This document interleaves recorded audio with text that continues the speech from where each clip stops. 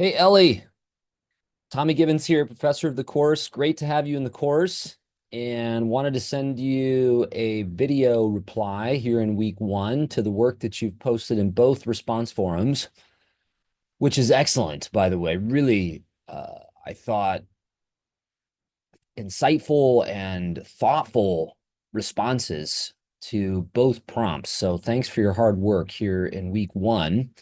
And I wanted to just follow up here with this video and highlight a few of the features of your responses in both of the forums.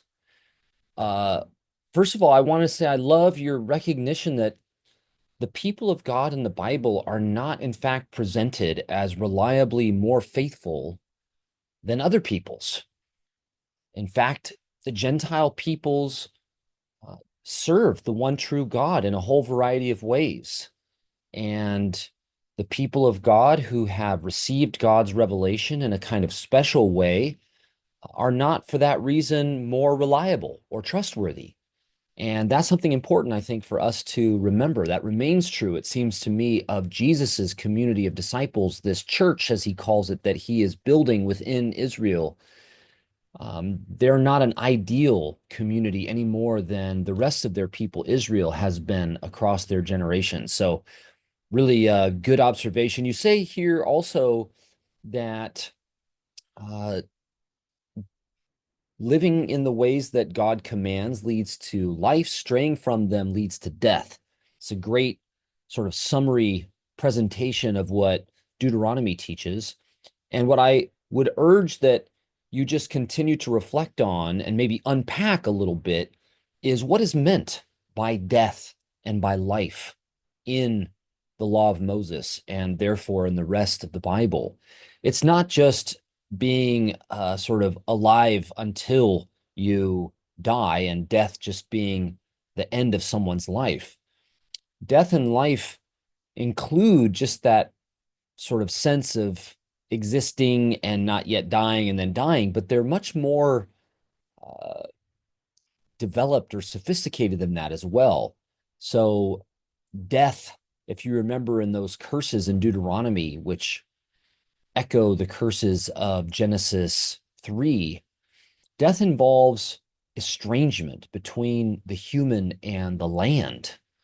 It involves uh, estrangement between human beings and the animals. It involves estrangement between human beings and their neighbors, between one another, estrangement between husband and wife, between parents and children, uh, one brother killing another. So death describes this more general decay and breakdown of the fabric of a human community in relation to the land and animals and all of its members, as well as other peoples around it, as opposed to just being what happens at the end of the life of each person. And similarly, life involves the blessing of land because people take care of it and distribute it justly, the abundance and fertility of animals and of human beings, relationships of love and harmony between neighbors, among families, across generations. This is sort of what life means in the law of Moses and then in the rest of the Bible, including in Matthew. And so that might help us to see what Jesus is all about, having come to not avoid death or pretend that he can or to rise above it, but to endure it, to face the manifold decay and corruption and difficulty of the fabric of his people's life as he's inherited it from generations before, and then to inhabit that death in a way that turns it into life, makes death the food of life, you might say, by spreading healing where there is disease, by spreading communication and truth where people are blind to one another or deaf to one another, by spreading justice in how land and other power are distributed, by finally enduring death and making out of a terrible, shameful death by crucifixion the life of resurrection. So you've kind of signaled here an epic drama of life and death that helps us to get at what is happening in God's self-revelation in Jesus in Matthew's gospel. So great word on that.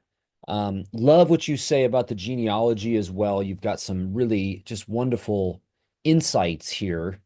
And I especially like the way you say that the genealogy reminds us how God's faithfulness is not contingent on the faithfulness or holiness of Israel.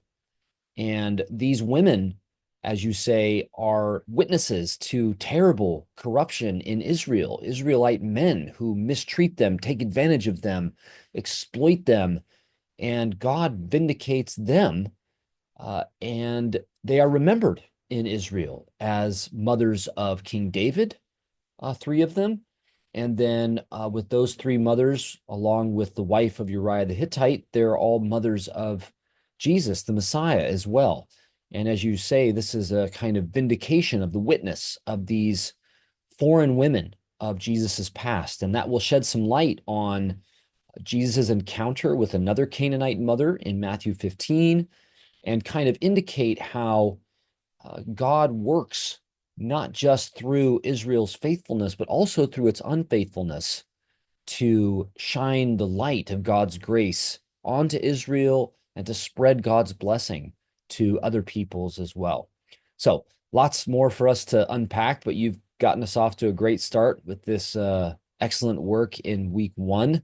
So appreciate your effort and looking forward to more conversation in the weeks ahead. Welcome to the class.